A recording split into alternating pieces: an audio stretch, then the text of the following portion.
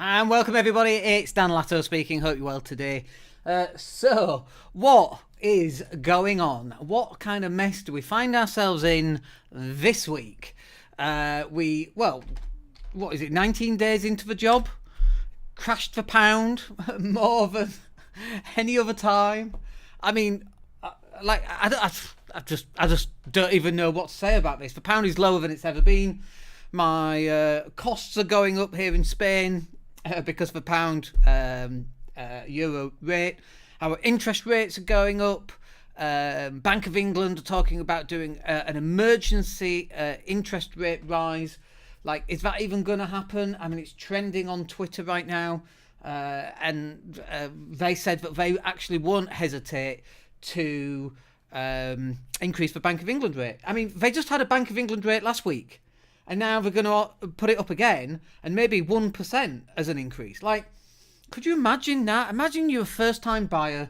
You finally, after years of saving, have been a tenant. Now you got your own home. Whew! That's been a hard slog, hasn't it? What could go wrong? Oh, no. Energy prices going through the roof. Well, you know, at least our mortgage is lower than our mortgage has gone up. I mean, what an absolute nightmare. And obviously some people have been fortunate enough to fix their mortgage, and obviously they're not being as affected. But some people are still going to get affected.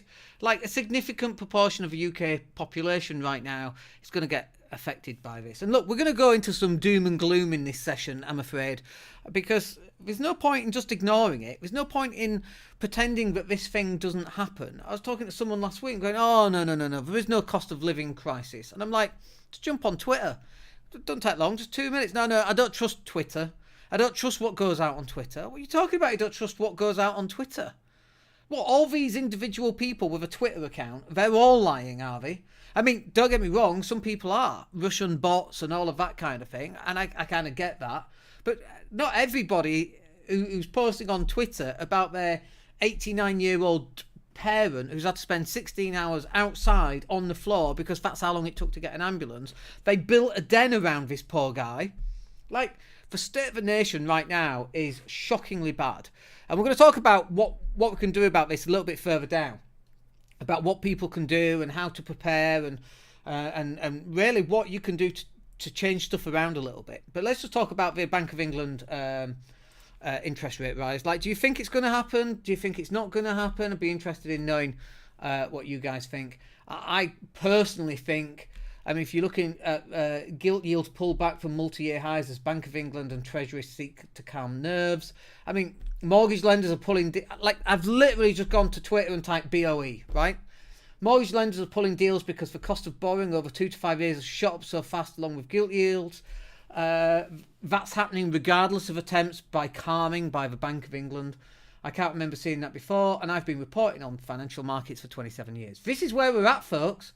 UK 30-year yield soars 41 base points, poised for biggest jump on record. Bank of England paper losses nearing 250 billion. I mean, it is just absolutely bonkers right now.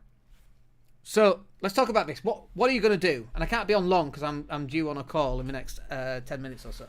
But what are you going to do about this? Like, are you going to sell up? You know, when you know, what's he saying? One person's trash is another person's gold. When markets are going down, people are making a lot of money right now. And we know the people who are making loads of money. Is it Cody?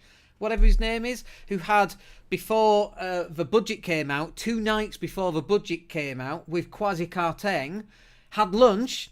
Kwasi was out with all his banking mates having lunch.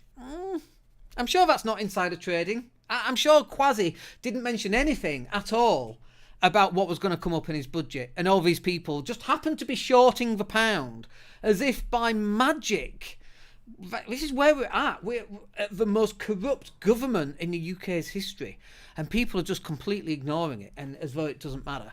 And it does matter. And then this has a knock-on effect, of course, because rents are going up. Like, you know, we're not putting out anything longer than a 6-month tenancy agreement. So when we rent a property out, before we go for 12-month tenancies, not a problem. We're not doing that now. 6 months, because rents might have doubled by then. We'll put the rents up. But, interest rates are going up. We've got Section 24 to deal with.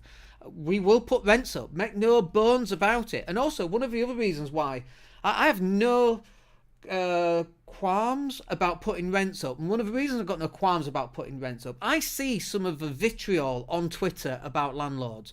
Some of the awful, nasty things that people say, get a real job, renting's easy. Like, we just got access to a property where the tenant who wasn't paying have moved out. And there's literally shit on the walls and on the floor and dog piss in the carpets. That's literally what it's like. It's going to take 2 skips load to empty this property. This is where we're at. There's no easy way of dealing with tenants. There's none. And tenants are on some kind of silly season where they're doing all sorts of crazy things right now. And so rents are going to go up. I mean, rents are going to go up anyway because during the pandemic, landlords couldn't evict. They couldn't get the rent. And, I've got another tenant. We got an eviction notice from the court 2 months ago. We're still waiting for bailiffs. So we got a tenant trashing a place, not paying rent. We can't get them out. We have a repossession order. 2 months later, we still, maybe not quite 2 months, but close enough, 6 to 8 weeks, we still have not got access to that property again. Rents are going up. Forget about Section 24, forget about inflation, forget about interest rate rises. That stuff's happening already. We just come out of silly season with a pandemic, so rents are going up. Well, if rents are going up, I'll give you an example. We've got a flat, right, a studio flat that when we rented it last time, it was rented for £600. Actually, £550. We put the rent up to £600. That flat has now gone out at £750. And you know what? We got people like this coming in wanting to rent. It's going up, folks. And this is not just because of inflation. This is not just because of Section 24. This is not just because of interest rate rises. This is because landlords are also having to make cash back from all the money that they've lost, because nobody cares when landlords lose money. But it's got to get paid from somewhere. Someone's paying for it, and unfortunately, it's for tenants again. And Kwasi Kwarteng, I don't know how long he's been Chancellor of the Exchequer. A little bit more than a week, but him and Liz have absolutely crashed the pound. I mean, it's the biggest drop of the pound. It's just the worst in history. Like, imagine your worst week or your worst first month at a job. Like, you haven't done this. Even if you made the tea too hot or you made a massive mistake, you've not made millions of people almost bankrupt. Because that's where we're heading, folks. We are heading towards a winter of discontent. And I don't want to rattle on about all the negativity, but it's hard not to talk about the negativity when it's right there in front of your face. And I think that we should acknowledge what's going on right now. And what's going on right now is not pretty. So what are we going to do about it? And it's really easy to get caught up on TV, get caught up with the headlines, get caught up on Twitter. I check it every morning. And I'm seeing what's going on because I'd like to have a finger on the pulse so I know what to do in my business, in my property business and so on. So what are you going to do to move on from all of this jibber jabber that's going on? This crazy, crazy world in which 2020 is just bizarre. Like, if this is not an example of us living in a simulation, like with a 12-year-old at the controls, let's give them a pandemic. Let's do that. Let's give them an absolute idiot, 2 idiots in fact, in charge. Let's see how they cope with that. I mean, this is where we're at. So what are you going to do? A couple of things, I think. Number one, I think you need to knuckle down on your business. If you've not got a business, you need to get a business. You need to get a side hustle, and then you need to knuckle down on generating conversations with people, and which will effectively lead you towards getting a sale. If you've not got a business right now, come and sell some of our digital marketing stuff. We do websites and social media content. You can sell that. You get 20% up front and then 10% on residual. It's quite nice. A couple of months in, you can replace your current living. You can do that. It's fairly possible, right? So, but if you've got your own side hustle, you need to really drill down onto that side hustle, and you need to be having more and more conversations with people, either face to face like we're having now, or long form content, whatever that happens to be, recording videos, creating images, going out to networking events. You need to be at the forefront as the go-to person in your industry, so that when someone thinks, oh, I need content, Dan can do content for us. I need Facebook ads, Dan can do Facebook ads. You need to be at the forefront of where people are going to go for whatever business it is that you do.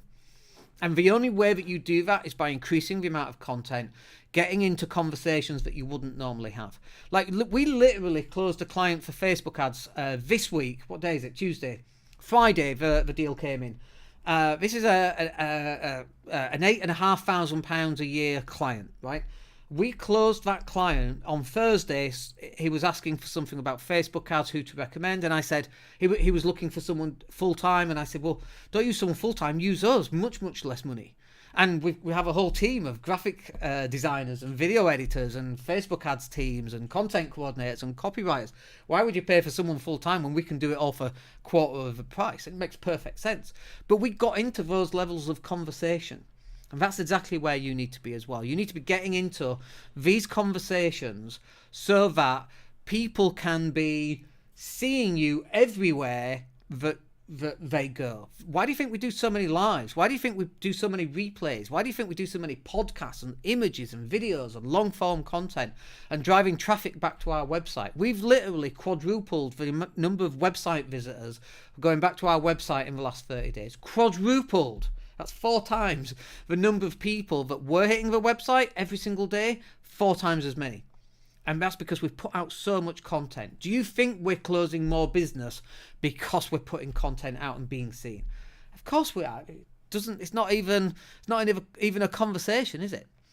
Anyway, look, hope that's useful. I've got to go on my call. We'll catch up with you on the next one. My name's Dan Latter. Have yourselves a wicked day.